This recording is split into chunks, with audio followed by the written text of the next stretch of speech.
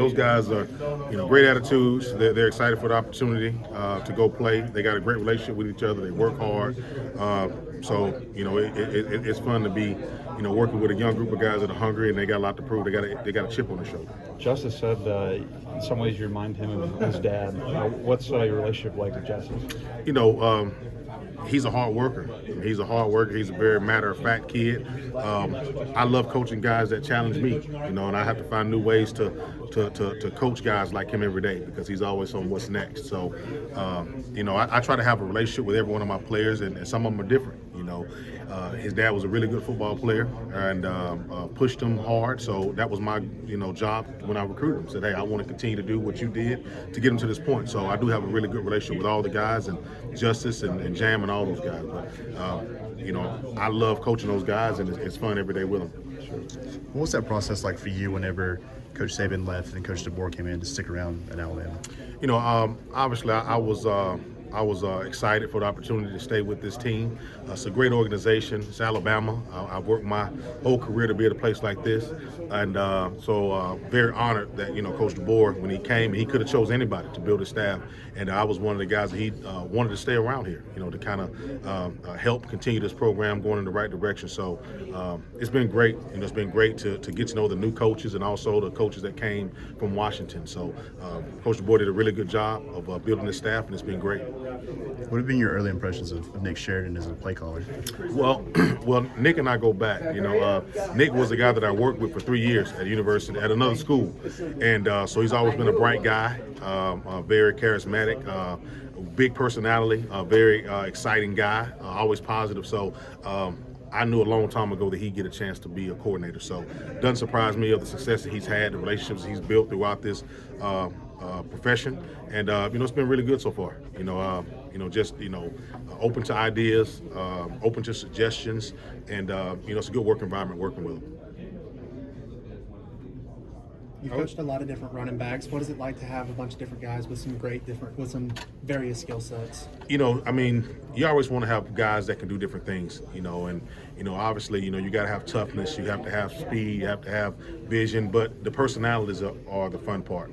I think everybody in the room brings something different to the table. They all have the one goal, which is to win, but they all want to be great. And they all bring something different to the table, from Jam to Justice to Richard to Daniel. Those guys are all working hard, and it's really good to see even, Jam is an older guy now. And even Justice is an older guy, so those guys have been pushing each other, but also pushing the group in the right direction. So, it's definitely good to have versatility in the room from a skill set and also from a mindset.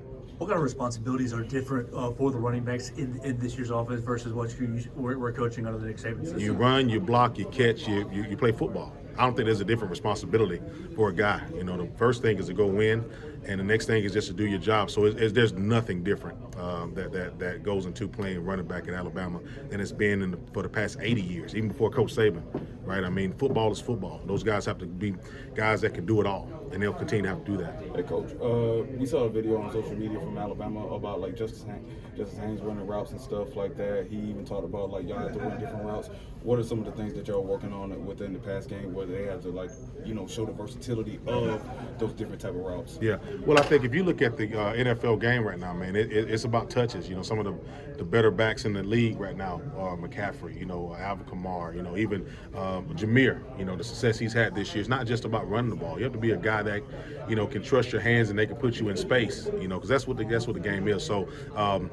Just allowing these guys to be free, lining them up and empty, motion those guys in and out of the backfield, just trying to create some fun spots for those guys to be in, where every day is constantly learning something new. So I think that's the challenging thing that I think those guys have really responded to is hey, we want to be versatile. We want to show that we can do more than just one thing, because now you can't just be a runner. You have to be a guy that you can find different ways to get touches for that guy also. Players, Greg Byrne, Dave mentioned that they came in and told Kalen to not be Nick Saban, to be Kalen. How have you seen him kind of have embrace that individuality? I only know one person. I know Coach DeBoer. When he came in the first night, when he took the job, that's who he's been. So I haven't seen another side of him. And I think that's what you have to do. You have to be yourself. And nobody's trying to recreate anything or anyone. And that's what I think the kids have respected, that Coach DeBoer is a winner. He's won everywhere he's been. And as long as you're a winner, these kids respect it no matter what your name is, first name or last name. And you know, he's been true to himself, and I think those kids have done a great job of just allowing him to be him. And you know, that's what this program is built on. It's around a winning mentality. As long as you can walk through those doors and you show that that's what you're about, they accept it. You mentioned knowing a couple other guys on staff who now come in. Just how important and how have you guys tried to build that kind of camaraderie and that connection within the staff before you guys try to go to the players? Well, that's important. I mean, we spend a lot of the coaching staff spend more time together than we do with the players. So we're around each other a lot. And Coach DeBoer did a really good job of just blending, you know, personalities. You know, it's not just about the X's and O's. You know, you have to bring good guys that you trust, guys that you can trust around your kids, guys you want to trust around your family. You know, and I have all of us have had some kind of relationship with each other. So it's been good to kind of get to know each other off the field. So that way, when you get on the field, you know, or in the meeting rooms, when you agree to disagree at times, we're all kind of pushing in the same direction. So so far, it's been really good, and I think the players see that too. Because if you get along as a staff, that reflects in the players the way they go respond at practice also. So if you